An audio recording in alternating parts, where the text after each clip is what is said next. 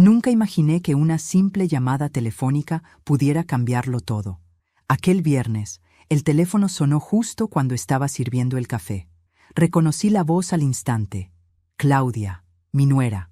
No la oía desde hacía casi un año, desde aquella discusión en la que mi hijo, Julián, me gritó que dejara de meterme en su vida. Desde entonces, el silencio se volvió costumbre entre nosotros. Por eso, cuando escuché su voz dulce, casi fingida, diciendo: «Mamá Rebeca, quiero invitarla a cenar. Es hora de hacer las paces», sentí algo extraño en el pecho, una mezcla de sorpresa, alivio y desconfianza. Respiré hondo antes de responder. «¿Una cena?» «Sí», insistió ella. «Julián y yo pensamos que es momento de dejar el pasado atrás. Cocinaré su platillo favorito». Ese detalle me desconcertó. No recordaba haberle contado jamás cuál era mi comida preferida. «Será un gusto verte, hija», le dije, casi sin reconocer mi propia voz. Cuando colgó, me quedé mirando el teléfono con el corazón encogido. Pero antes de continuar, quiero hacerte una invitación muy especial. Suscríbete al canal y deja tu me gusta. Esto me ayuda a ver que me apoyas y disfrutas de mis historias.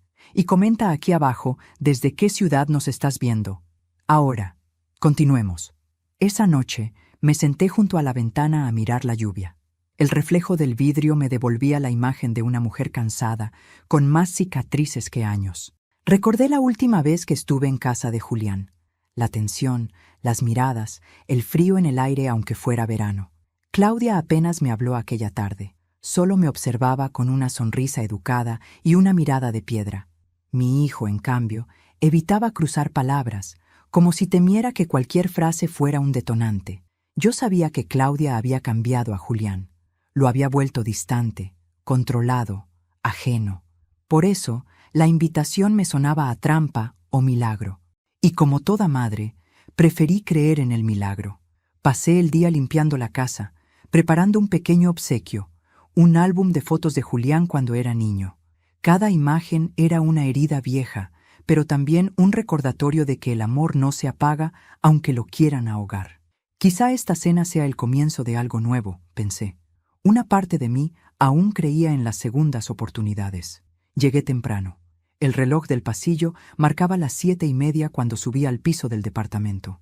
Toqué el timbre, pero nadie respondió. La puerta estaba entreabierta. Pensé que tal vez no me habían escuchado. Empujé con cuidado y entré. El olor a perfume caro y cera encendida flotaba en el aire. Desde la cocina se oían pasos y la voz de Claudia hablando por teléfono. Sí, ya todo está listo. Esa vieja no tiene idea de lo que le va a pasar esta noche». Mi cuerpo se congeló. No supe si dejar la bolsa en el suelo o salir corriendo. Mi respiración se volvió ruido. Apreté el álbum contra el pecho y di un paso atrás, tratando de no hacer sonido. Claudia seguía hablando. «Te aviso apenas ella llegue. No te preocupes, lo tengo todo controlado». El mundo pareció detenerse. Mi primera reacción fue pensar que escuché mal, pero su voz no dejaba lugar a dudas. «Esa vieja no tiene idea de lo que le va a pasar esta noche». ¿De quién hablaba? Sino de mí. Salí despacio, sin cerrar la puerta. Bajé las escaleras deprisa, con las manos temblando. Afuera, la lluvia había vuelto. Corrí sin rumbo, mojándome el rostro con lágrimas y agua al mismo tiempo. Caminé durante horas, o eso me pareció. No tenía dónde ir. Mis hermanas vivían lejos, y mis amigas ya no eran parte de mi vida desde que Julián se casó. Me refugié bajo el toldo de una tienda cerrada, intentando ordenar mis pensamientos. ¿Y si me había equivocado? ¿Y si no hablaba de mí? Pero la frase, repetida una y otra vez, sonaba como una sentencia. Pensé en llamar a Julián. Mi corazón quería hacerlo, pero mi razón me detuvo. Si él estaba involucrado, ¿qué le diría? ¿Que había escuchado a su esposa planear algo contra mí? Se reiría. Me llamaría paranoica. Ya lo había hecho antes. La noche se volvió más fría. En medio de mi desesperación, recordé que Claudia trabajaba en una aseguradora y que hacía un mes había preguntado, de la nada, si yo aún conservaba el testamento de mi difunto esposo. Por precaución, había dicho. El miedo se convirtió en certeza. Volví a casa con los pies empapados y el alma en ruinas. Encendí la luz del comedor, me quité el abrigo y me senté frente al álbum. Las fotos me miraban como testigos mudos. Julián de niño, riendo, abrazándome. ¿En qué momento se había convertido en alguien que podía permitir esto? O peor aún, ¿en qué momento había dejado de ver quién era su madre? Me serví un té para calmarme, pero la taza temblaba entre mis manos. No podía dejar de pensar en esa voz, esa frase. Esa vieja no tiene idea de lo que le va a pasar esta noche. Miré el reloj. Eran las 10:15. La cena debía haber comenzado sin mí. ¿Habían notado mi ausencia? ¿La estaban celebrando? Esa pregunta me atravesó como un cuchillo. La rabia desplazó al miedo. Me limpié las lágrimas, me puse el abrigo y tomé mi bolso. No voy a esconderme, dije en voz alta, mirándome al espejo. Si quieren jugar conmigo, lo harán frente a frente. Salí de casa y caminé de nuevo hacia el departamento, con el corazón latiendo en los oídos. Subí las escaleras con cautela. La puerta seguía entreabierta. Las luces del comedor estaban encendidas. Se oía música, risas, copas. Todo parecía normal.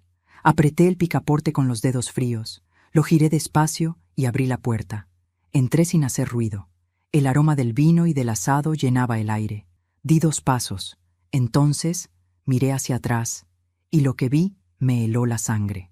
Cuando miré hacia atrás, el pasillo estaba vacío, pero juraría que una sombra se movió detrás de la puerta de la cocina. El corazón me golpeaba tan fuerte que apenas podía respirar. Di un paso atrás, sin apartar la vista de aquella silueta difusa. El aire olía a vino y a perfume floral, pero también a algo más, algo metálico, como si hubiera sangre. Me acerqué despacio. Escuché risas al fondo, la voz de mi hijo, luego la de Claudia, suave, melosa, falsa, el sonido de las copas chocando. Entonces vi el cuchillo sobre la mesa del comedor. Brillaba bajo la luz amarilla, recién lavado, y al lado un sobre blanco con mi nombre escrito, para mamá Rebeca. Sentí que el suelo desaparecía bajo mis pies. Di un paso más y oí cómo alguien se acercaba. No tuve tiempo de pensar. Salí corriendo hacia el pasillo, dejando el sobre atrás. Abrí la puerta y bajé las escaleras casi sin tocar los peldaños. El aire helado de la calle me golpeó el rostro. Corrí hasta la esquina, con las manos temblando y el alma a punto de desbordarse. No sabía a dónde ir. Solo sabía que no podía volver. Todavía. Caminé sin rumbo durante varios minutos hasta que mis piernas me obligaron a detenerme. Me refugié en una parada de autobús vacía. La lluvia empezaba a caer con fuerza, y el cielo se había vuelto del mismo gris opaco que sentía en el pecho. No podía dejar de pensar en lo que había escuchado y en lo que acababa de ver. ¿Era real? ¿O mi mente me estaba jugando una mala pasada? Claudia siempre había sido calculadora, sí, pero también sabía fingir cariño cuando le convenía. Después de la muerte de mi esposo, ella fue la primera en ofrecerse a ayudarme con las cuentas. Durante años se encargó de manejar los papeles de la herencia. Yo, ingenua, lo permití. Confiaba en mi hijo y, por extensión, en ella. Creí que ese era el modo correcto de mantener la familia unida. ¡Qué ironía! Esa confianza era ahora la cuerda que me asfixiaba. El agua de la lluvia me empapaba los zapatos. Me temblaban los dedos. Saqué mi teléfono para llamar a alguien, pero no supe a quién. ¿A la policía? ¿Y decir qué? Creo que mi nuera planea hacerme daño. Sonaría ridículo. Además, ¿y si estaba equivocada? La mente me empezó a jugar con recuerdos viejos. Recordé la primera vez que vi a Claudia, el día en que Julián me la presentó. Traía un vestido azul, el cabello suelto y esa sonrisa encantadora que podía convencer a cualquiera. Pero sus ojos nunca sonreían. Desde ese instante sentí algo, una incomodidad silenciosa. No porque fuera mala, sino porque era demasiado perfecta, demasiado atenta, demasiado dulce, demasiado todo. Las personas así siempre esconden algo. Después vinieron las sutilezas, las bromas en doble sentido, las insinuaciones. «Ay, suegra, qué lástima que usted no entienda de inversiones. Julián y yo sí sabemos mover el dinero». O aquel día en que se refirió a mí como una carga emocional para el pobre Julián. Siempre sonreía cuando lo decía, como si el veneno no contara cuando se servía con buena dicción. Y ahora todo tenía sentido. Esa cena no era reconciliación, era una emboscada, una puesta en escena para algo que aún no lograba comprender. Me quedé un rato más en la parada, mirando los autos pasar. El viento helado me hacía lagrimear. Un señor mayor se acercó con paraguas y me ofreció refugio bajo el techo. ¿Está bien, señora?, preguntó con amabilidad. Sí, solo me mareé un poco, mentí. No debería estar sola a esta hora. Ya me voy a casa. Gracias. Esperé a que se marchara y crucé la calle. El instinto me pedía no regresar, pero la curiosidad, esa maldición que tenemos las mujeres que amamos demasiado, me empujó de vuelta. Tenía que saber qué había en ese sobre con mi nombre. Cuando llegué al edificio, las luces del pasillo estaban apagadas. Todo estaba en silencio. Me acerqué a la puerta del departamento con cautela. La música había cesado. Solo se oía el goteo del fregadero. Empujé la puerta apenas lo necesario para ver adentro. El sobre ya no estaba sobre la mesa, ni el cuchillo ni el vino, solo 2 copas vacías y un ramo de flores marchitas. Llamé en voz baja. ¿Claudia? ¿Julián? Nadie respondió. Di un paso más y sentí algo crujir bajo mis pies. Era un pedazo de cristal. Me agaché. Era parte de una copa rota. El suelo estaba mojado. No supe si de vino o de algo peor. Me giré y vi algo que me heló el alma. El retrato de boda de Julián y Claudia, roto en 2, tirado en el suelo. La cara de mi hijo había sido cortada con una navaja. Y sobre el marco, con marcador rojo, alguien había escrito: tarde o temprano, todo se paga. El pánico me paralizó. Salí corriendo, bajé las escaleras y no paré hasta llegar a la esquina. El corazón me latía como si quisiera escapar del pecho. Me apoyé en un poste, intentando recuperar el aire. Entonces, el teléfono vibró en mi bolsillo. Era un mensaje desconocido. Si aprecias tu vida, no vuelvas a ese lugar. Todo está en marcha. Sentí que las piernas me fallaban. Miré a mi alrededor, buscando rostros entre las sombras, pero la calle estaba desierta. Solo el sonido de la lluvia, insistente, interminable. No respondí. Apagué el teléfono y comencé a caminar en dirección opuesta, sin rumbo, sin sentido, solo con una certeza clavada en el pecho. Alguien quería verme muerta. Esa noche no volví a mi casa. Dormí en una pensión barata, en el centro. El colchón era duro, el aire olía a humedad, pero al menos podía cerrar los ojos sin temer que alguien entrara por la puerta. Me quedé mirando el techo durante horas, repasando cada detalle. La voz de Claudia, el cuchillo, el sobre, el mensaje. Nada encajaba todavía, pero intuía que no se trataba solo de odio familiar. Era algo más grande, algo preparado con tiempo, una trampa perfecta, en la que yo no debía morir, sino ser acusada.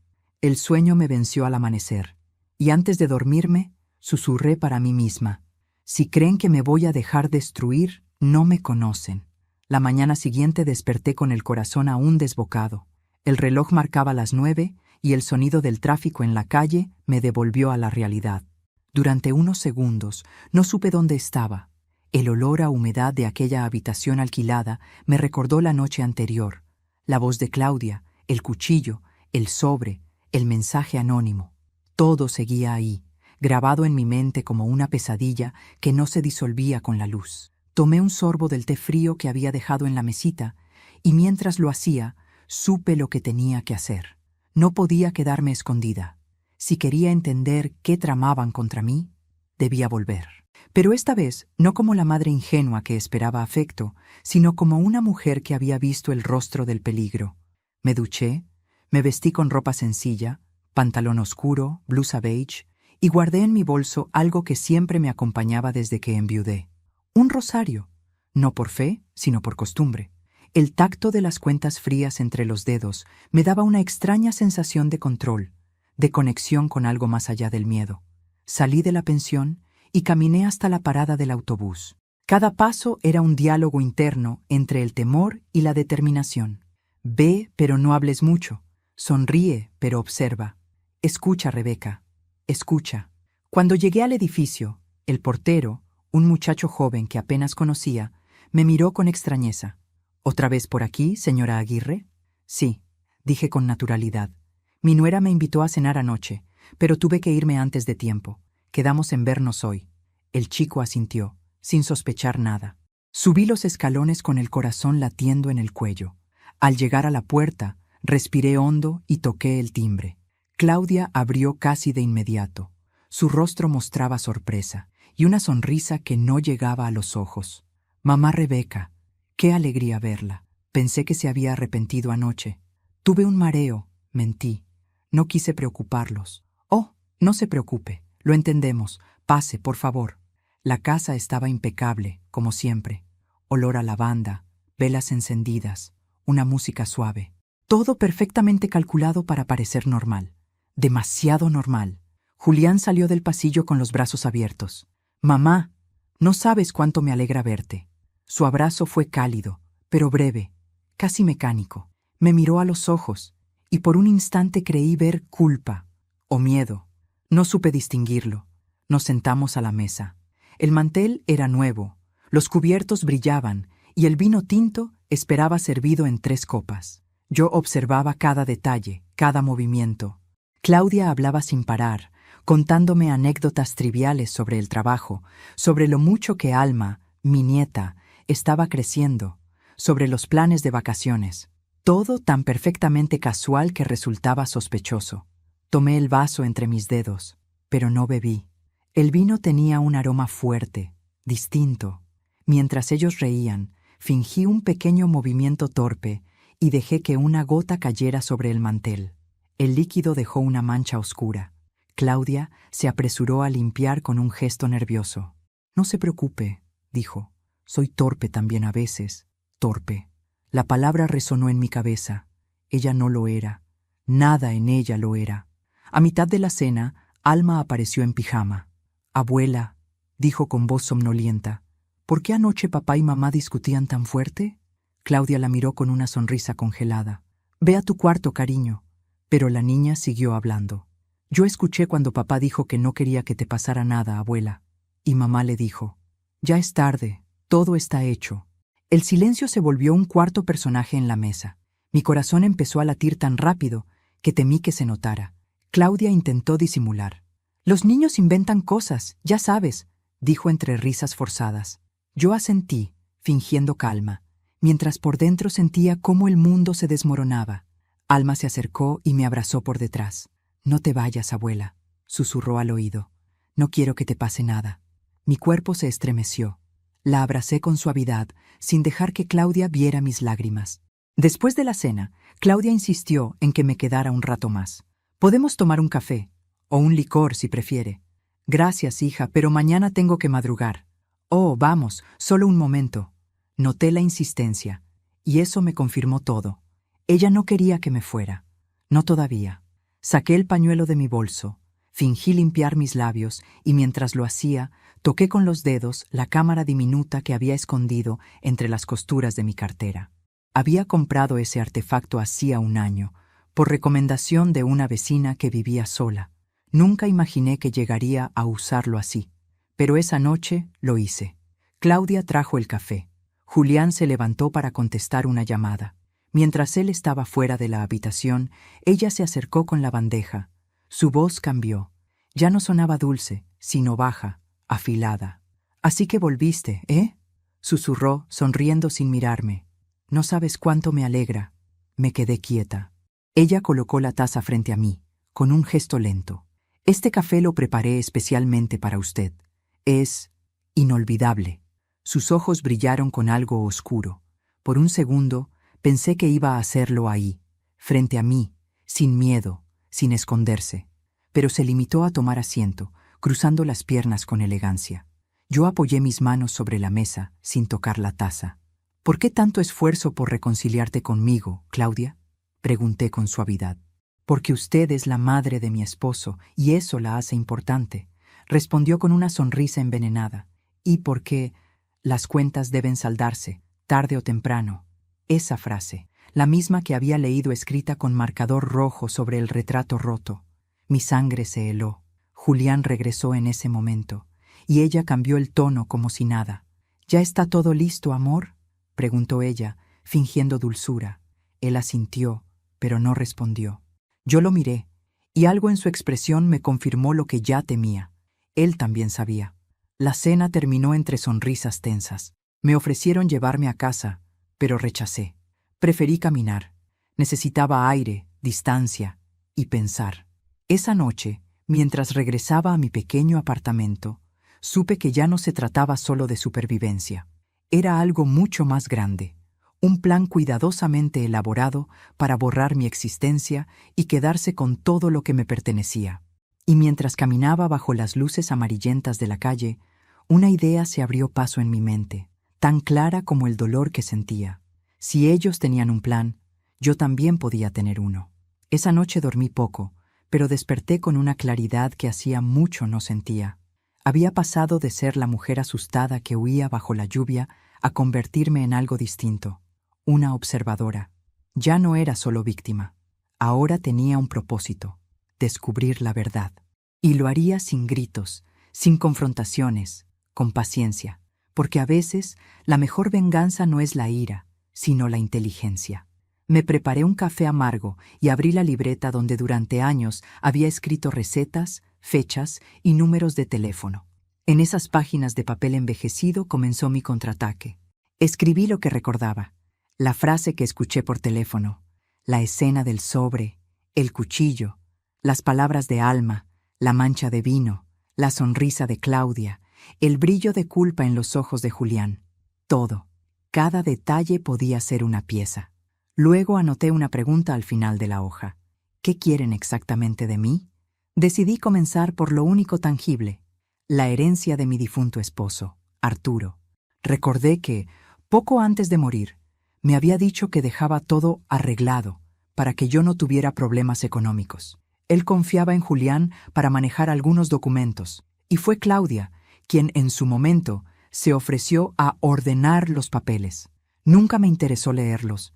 El dolor de perder a Arturo me había nublado, pero ahora sabía que debía hacerlo. Fui al armario donde guardaba una caja de metal con candado.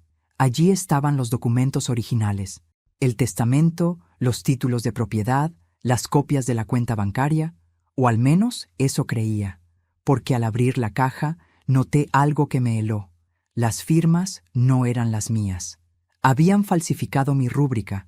El trazo era perfecto, pero no el pulso. Mis letras eran suaves, casi redondeadas. Estas, en cambio, tenían fuerza y prisa. Quien lo había hecho conocía bien mi escritura, pero no mi alma. Revisé los papeles uno por uno.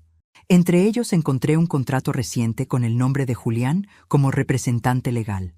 La fecha coincidía con el mes en que dejé de recibir el depósito mensual de la cuenta conjunta. Era claro, me estaban despojando poco a poco, como quien vacía una casa sin romper nada para no despertar sospechas. Llamé a mi vieja amiga Teresa, abogada jubilada, la única persona en quien aún confiaba. Nos conocíamos desde jóvenes. Había estado a mi lado cuando Arturo enfermó. Le pedí que viniera sin contarle demasiado. Cuando llegó, notó enseguida mi agitación. «¿Qué sucede, Rebeca? Estás pálida». Le mostré los documentos. Ella los revisó con la paciencia de quien ha visto demasiados fraudes disfrazados de amabilidad. «Esto es grave», dijo al fin. «Aquí hay falsificación y abuso de confianza. ¿Puedo denunciarlos?» «Sí, pero necesitas pruebas sólidas, algo más que sospechas o firmas dudosas. Entonces las buscaré. No te precipites. Ellos no saben que sabes. Mantén la calma y observa». Su consejo fue simple, pero valioso. Fingir normalidad, mientras grababa cada palabra, cada gesto. Esa misma tarde fui al banco. Pedí hablar con el gerente. Le mostré los documentos y expliqué con voz temblorosa que sospechaba de un error. El hombre, educado pero incómodo, me pidió esperar en una sala pequeña. Después de unos minutos, regresó con una carpeta y una sonrisa nerviosa. «Doña Rebeca, aquí dice que usted firmó la autorización de transferencia el mes pasado. ¿Podría mostrarme la firma?», pregunté. Me la enseñó. Era idéntica a la mía, demasiado idéntica, como si la hubieran copiado. En ese instante, una frase de Claudia resonó en mi cabeza. «Las cuentas deben saldarse, tarde o temprano». Supe entonces que no solo querían mi casa o mi dinero. Querían borrar mi nombre, mi existencia legal, mi identidad, y convertir mi vida en su coartada. Regresé a casa con un nudo en la garganta. Encendí la lámpara del comedor y saqué mi cartera. Ahí estaba la pequeña cámara que había usado la noche anterior. Revisé la grabación en mi laptop. El video mostraba la cena, los gestos de Claudia, las frases cargadas de insinuación. Y, lo más importante, la voz de Alma diciendo que sus padres discutían porque ya era tarde. Todo estaba hecho. Esa frase era oro puro, la prueba de que algo se tramaba. Guardé la grabación en una memoria USB y la escondí dentro de una vieja figura de porcelana que Arturo me había regalado en nuestro aniversario. Nadie pensaría buscar allí. Esa noche me llamó Julián. «Mamá, Claudia se siente mal por lo de ayer. Cree que malinterpretaste las cosas. No te preocupes, hijo», le dije con calma. «Fue una cena maravillosa». «¿De verdad?» «Sí, estoy muy agradecida». «Me alegra oír eso», respondió aliviado. «Mañana pasaremos a verte. Queremos mostrarte algo importante». Cuando colgó, sentí que las paredes se cerraban a mi alrededor. Mostrarte algo importante. Sabía que esas palabras no presagiaban nada bueno. Si ellos pensaban seguir con su teatro, yo debía adelantarme. Fui al cajón del escritorio y saqué un viejo grabador de voz, uno de esos que mi esposo usaba cuando trabajaba como contador. Lo probé. Funcionaba. Grabé un mensaje, por si algo me ocurría. «Soy Rebeca Aguirre. Si alguien escucha esto, significa que descubrí algo peligroso. Mi nuera, Claudia, y mi hijo, Julián, están falsificando documentos y planean algo más grave. Tengo pruebas guardadas en un lugar seguro. Lo dejé dentro del armario, en un bolsillo oculto de mi abrigo de invierno. Esa madrugada no dormí. Caminaba por la casa en silencio, mirando las fotos familiares en la pared. En una de ellas, Julián tenía apenas 7 años, con una sonrisa enorme y los ojos llenos de ternura. Recordé cómo me abrazaba cuando tenía pesadillas, cómo prometía cuidarme cuando fuera grande. ¿En qué momento dejé de ser su refugio y me convertí en su objetivo? La pregunta me quemaba el alma. Pero ya no podía detener el curso de los hechos. La rueda había empezado a girar, y si ellos creían que me romperían, descubrirían que las mujeres como yo no se quiebran, se transforman. Antes de acostarme, escribí en mi libreta: «Ellos tienen su plan. Yo también tengo el mío. Y mañana comenzará». El amanecer del día siguiente trajo una calma engañosa. Los primeros rayos del sol pintaban mi sala con un brillo cálido, pero dentro de mí no había serenidad. Había solo precisión. Cada pensamiento era una pieza que debía encajar en su sitio. Sabía que ese día vendrían. Sabía que sonreirían, fingirían amor y que me mostrarían algo importante, pero esta vez yo estaría lista. Preparé la mesa del comedor con una meticulosidad casi ritual. 2 copas de vino, una jarra de agua, un plato de galletas que olían a infancia. Nada de extravagancias. Quería que pareciera un encuentro casual, una madre que anhela paz, pero detrás de ese escenario había trampas invisibles. En la esquina, sobre una repisa, escondí la cámara diminuta apuntando hacia la mesa. El grabador de voz estaba activado dentro de una caja de té. El teléfono, cargado y con la opción de grabación automática. No podía permitirme un error. Antes de continuar, respiré profundo y encendí una vela. Le hablé al retrato de mi difunto esposo. «Arturo, si puedes oírme, dame fuerza. No para vengarme, sino para poner fin a esta pesadilla». Luego me miré al espejo. No era la misma mujer que salió corriendo bajo la lluvia días atrás. Era otra, más firme, más lúcida, más peligrosa. Pero antes de continuar, quiero hacerte una invitación muy especial. Dime aquí en los comentarios qué te está pareciendo esta historia hasta ahora y qué harías tú en mi lugar. No te vayas del video, porque lo que viene a continuación te pondrá la piel de gallina. A las 10 en punto sonó el timbre. Mi corazón respondió con un golpe seco. Me limpié las manos en el delantal y abrí la puerta. Allí estaban, Julián y Claudia. Parecían una pareja de portada de revista, tan compuestos, tan falsamente perfectos. Ella traía una caja de bombones, él una sonrisa que no le pertenecía. «Mamá», dijo Julián, besándome la mejilla. «Qué gusto verte». «El gusto es mío, hijo», respondí. Claudia me entregó la caja. «Dulces para endulzar los malos recuerdos», dijo con su tono meloso. Yo asentí y los invité a pasar. Nos sentamos. El ambiente era extraño, denso, como si cada palabra pesara toneladas. Claudia comenzó a hablar. Queríamos mostrarte algo. Abrió su bolso y sacó unos documentos. Son los papeles de la casa. Decidimos ayudarte a regularizarlos. Regularizarlos. La palabra me supo a veneno. Sabía que significaba quitarme lo poco que quedaba a mi nombre. Pero fingí interés. ¡Qué detalle, hija! Yo ya soy mala con los trámites. Lo sabemos, dijo Julián con tono amable. Por eso nos encargamos. Solo falta tu firma. Sonreí. Claro. Pero antes de firmar, quiero brindar por nosotros. Claudia asintió encantada. Llené las copas de vino con movimientos pausados. Por la familia, dije, alzando mi copa. Por los nuevos comienzos, añadió ella. Chocamos las copas, y el sonido del cristal resonó como un eco dentro de mi alma. Yo no bebí, solo observé cómo Claudia tomaba un sorbo. Luego, con una sonrisa, dejé la mía sobre la mesa. ¿Y bien?, pregunté. ¿Qué se supone que debo firmar? Ella deslizó los papeles. Solo unas transferencias menores, dijo. Ah, entiendo. ¿Y este último documento? Pregunté, señalando uno que tenía mi nombre completo. Una autorización. Cuestiones legales. Sus manos temblaron apenas, un detalle casi imperceptible, pero suficiente para confirmarlo. Mentía. Mientras hablaban, fingí buscar mis lentes. Aproveché para revisar el teléfono que tenía grabando el audio. Todo iba según el plan. Luego, con calma, pregunté. Claudia, hija, ¿recuerdas lo que dijiste aquella noche por teléfono, antes de la cena?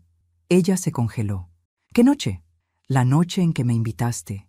Dijiste que esa vieja no tenía idea de lo que le iba a pasar. Su rostro palideció. Debió ser un malentendido, balbuceó. Claro, los malentendidos son mi especialidad, dije, con una sonrisa que no era sonrisa. Julián me miró confundido. Mamá, ¿de qué estás hablando? De algo que se llama respeto, hijo. Algo que se pierde cuando uno vende su alma por una firma. Hubo un silencio largo. El reloj marcó las 10:20. Afuera, los perros ladraban. Y yo, por primera vez, no tenía miedo. ¿Sabes qué es lo curioso, Claudia?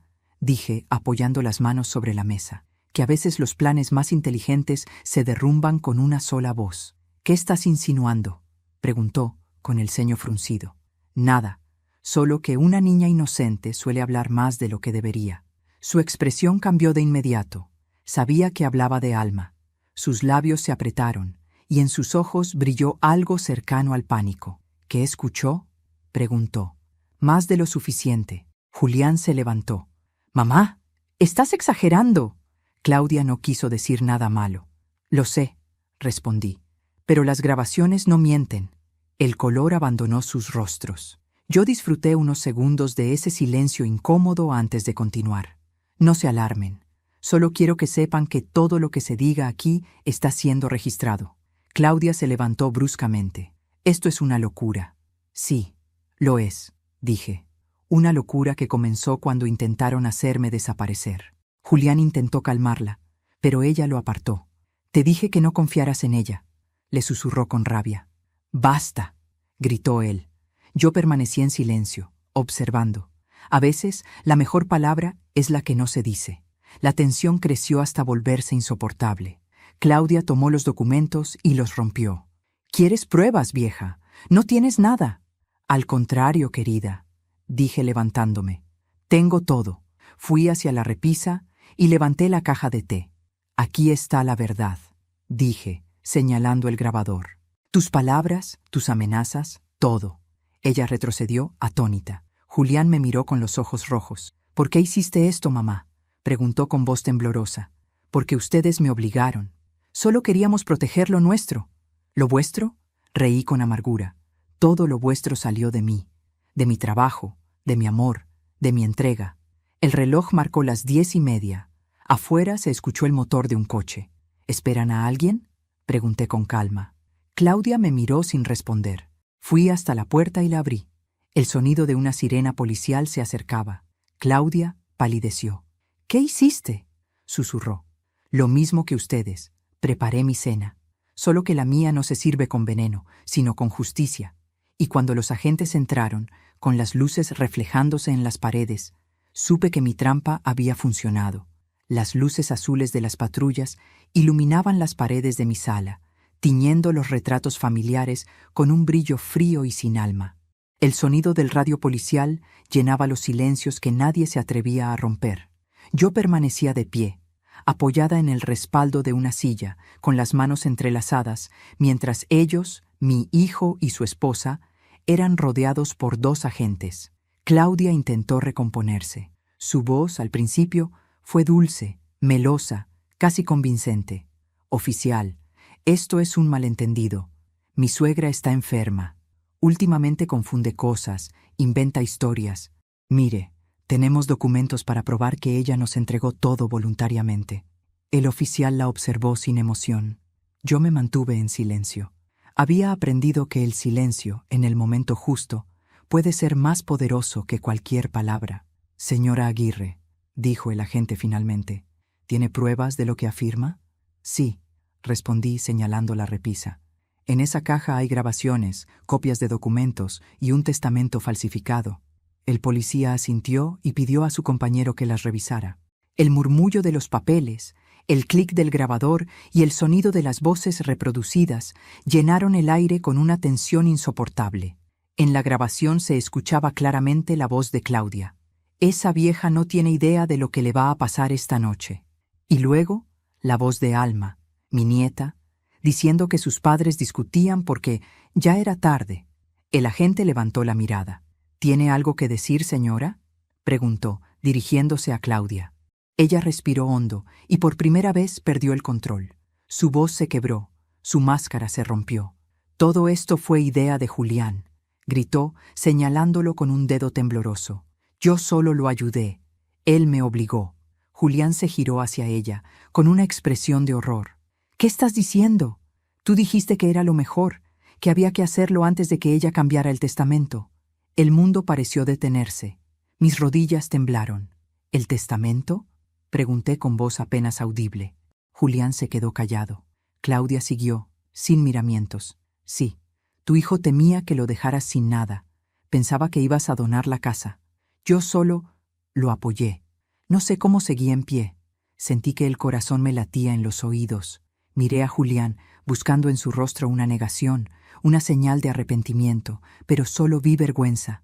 Él no podía sostener mi mirada. ¿Es verdad?, le pregunté. Silencio. Dímelo, Julián. Tragó saliva. No era así, mamá. Entonces, ¿cómo era? Insistí. Teníamos deudas. Claudia perdió su trabajo y yo no sabía cómo decirte que necesitábamos ayuda. Las palabras flotaron como cuchillos en el aire. ¿Y la solución era robarme?, dije con la voz quebrada. No queríamos hacerte daño, respondió él. Solo pensábamos que podrías vivir con menos. ¡Con menos!, reí, una risa amarga, casi histérica. Con menos amor, con menos respeto, con menos dignidad, ¿verdad? Él bajó la cabeza. Claudia lloraba, pero no por culpa. Lloraba por miedo. El miedo de quien ve derrumbarse su propio plan. Los agentes hicieron algunas preguntas más. Luego, mientras esperaban la llegada del supervisor, los dejaron sentados en el sofá, separados. Yo me quedé junto a la ventana, mirando la noche. Afuera, las luces de los coches pasaban como fantasmas, y dentro de mí, algo se apagaba lentamente. Recordé cuando Julián era niño, cómo se escondía detrás de mí cuando tenía miedo de los truenos, cómo me pedía que le contara historias antes de dormir. Y cómo me juró, con apenas 8 años, que siempre iba a protegerme. ¡Qué ironía tan cruel! «Mamá», susurró él desde el sofá. «Perdóname». Me giré hacia él. «No sé si puedo, hijo. Yo no quería llegar tan lejos, pero llegaste», respondí con frialdad, «y me arrastraste contigo». El oficial volvió a hablar. «Señora Aguirre, todo lo que ha presentado será verificado, pero las grabaciones y los documentos ya bastan para iniciar una investigación formal». Asentí. Claudia intentó levantarse, pero el agente la detuvo. «Por favor, siéntese. No puede retirarse todavía». Ella lo miró con los ojos llenos de odio. «Esto no quedará así», murmuró. «Tiene razón», le respondí. «No quedará así, porque esta vez las mentiras no las contaré yo». Los minutos se hicieron eternos. Cuando finalmente se los llevaron, la casa quedó en un silencio sepulcral. Podía oír mi respiración y el tic-tac del reloj. Las paredes parecían observarme, testigos mudos de una tragedia que había empezado como una cena familiar y había terminado con esposas y sirenas. Caminé hasta la mesa y apagué la vela. La cera derretida formaba un círculo perfecto, como una herida cerrándose. Sentí un nudo en la garganta y dejé que las lágrimas cayeran sin resistencia. No lloraba por ellos, lloraba por la mujer que había sido antes de todo esto, la ingenua, la confiada, la madre que creía que el amor podía con todo. Pasaron unos minutos antes de que Alma bajara las escaleras. Sus ojitos estaban rojos, asustados. «¿Qué pasó, abuela?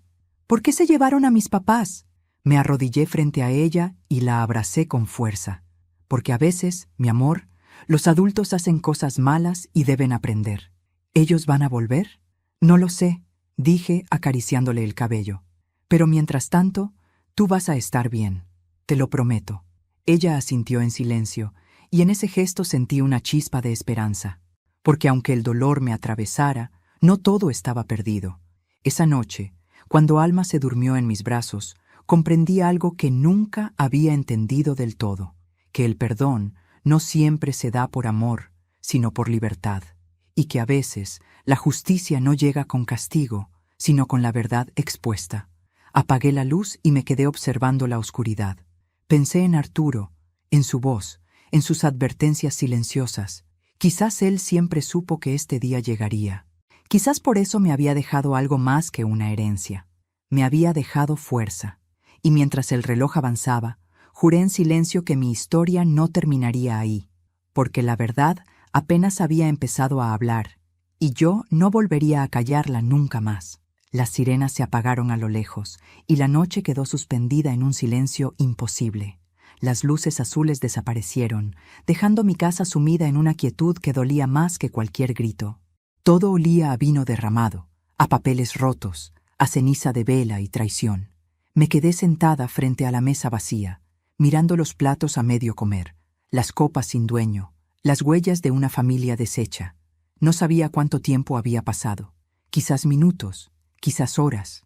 El reloj seguía marcando el paso del tiempo, indiferente a mi ruina.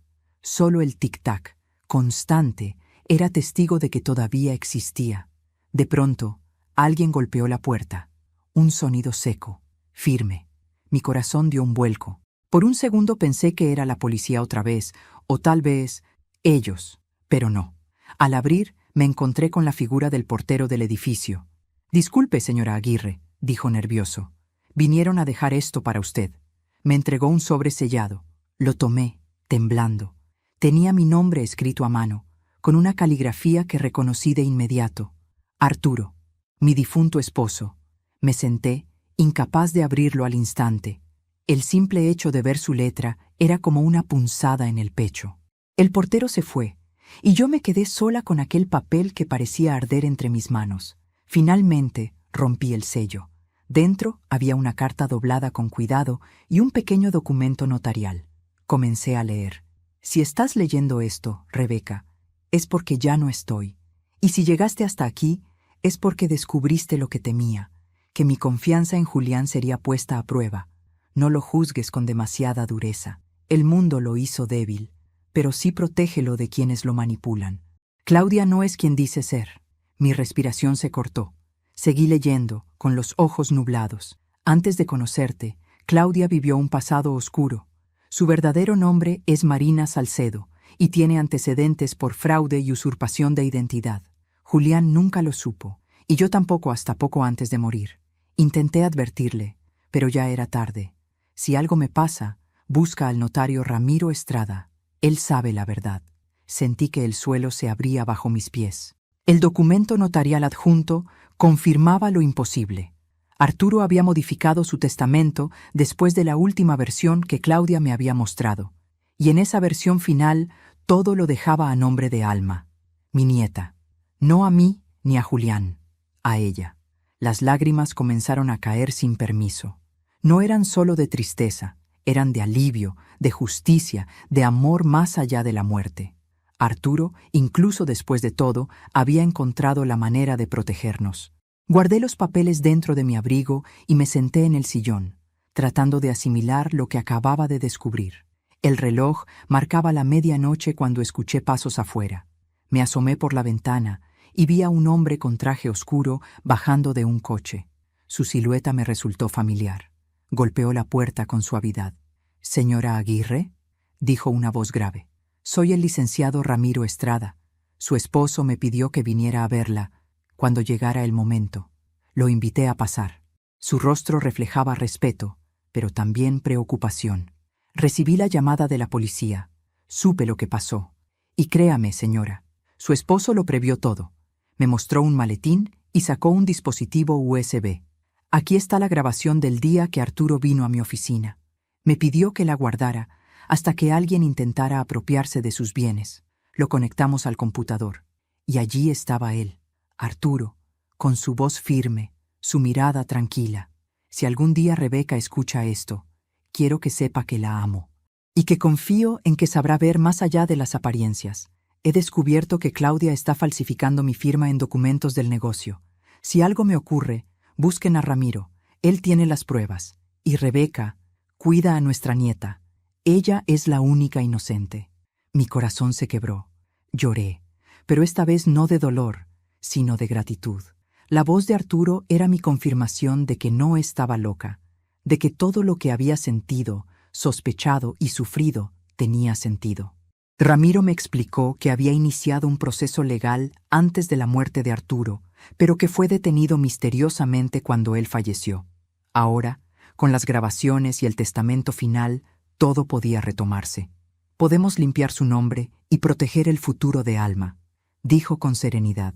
Yo asentí, secándome las lágrimas. Eso haré, no por venganza, por justicia. Cuando se fue, la casa volvió a quedar en silencio, pero ya no era el silencio del miedo.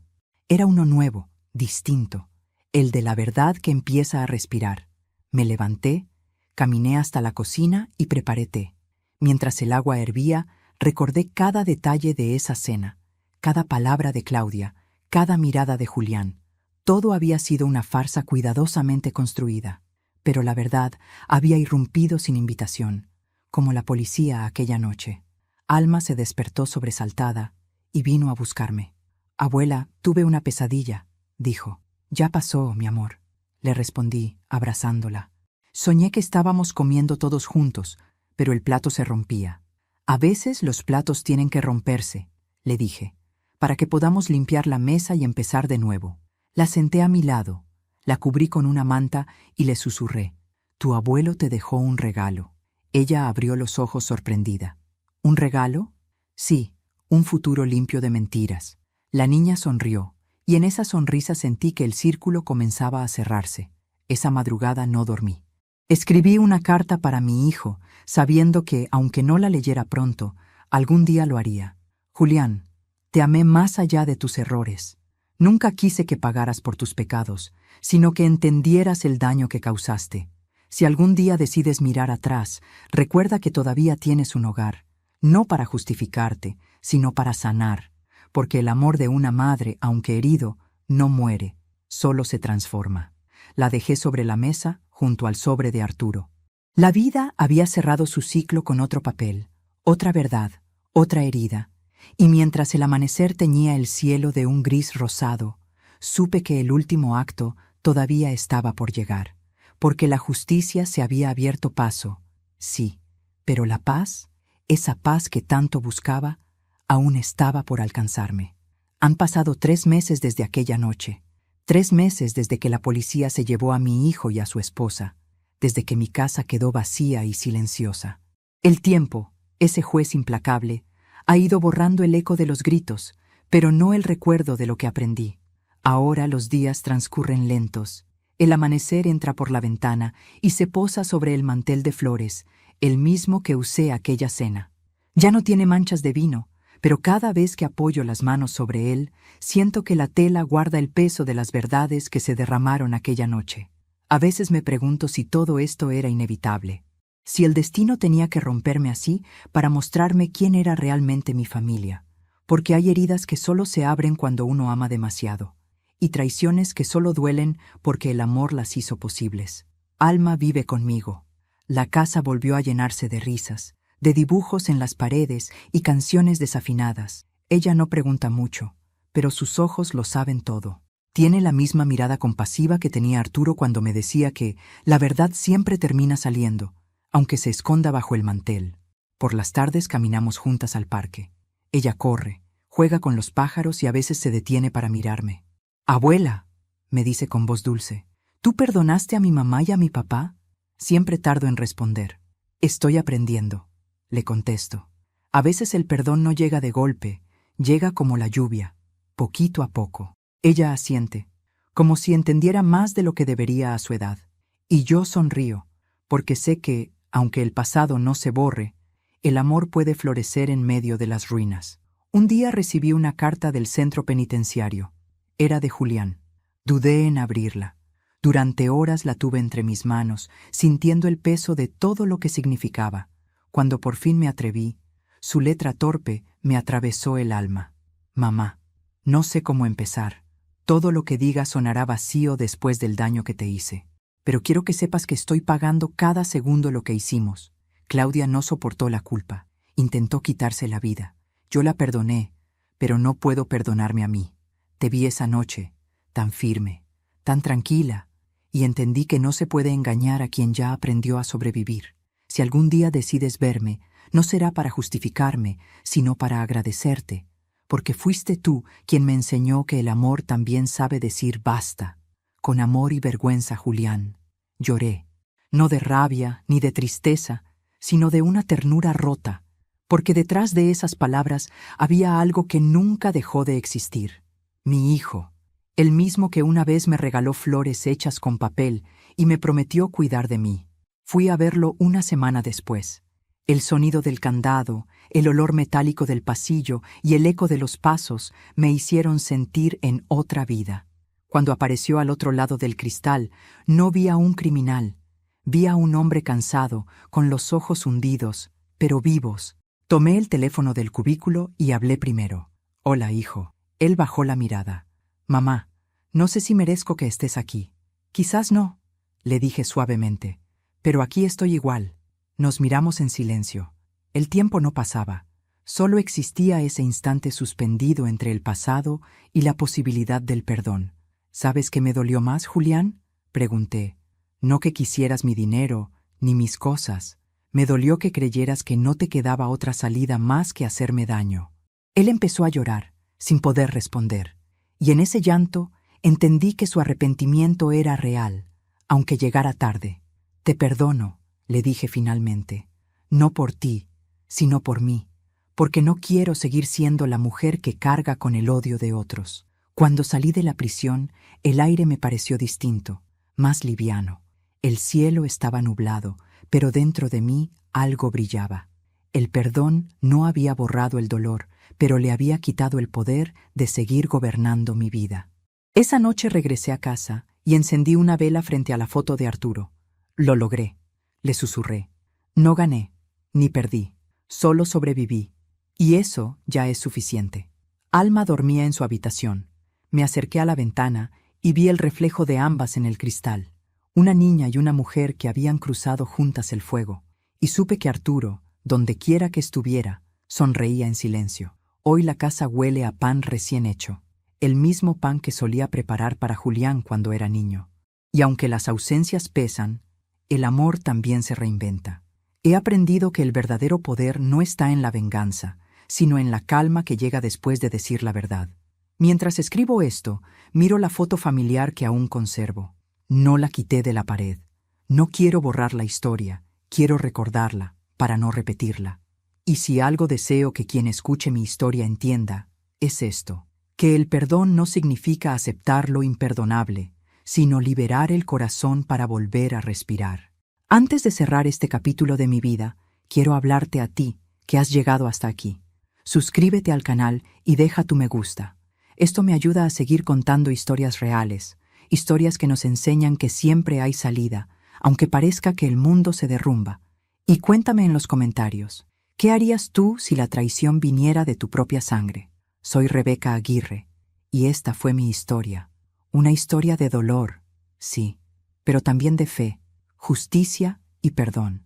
Porque al final, Incluso los corazones rotos pueden volver a latir.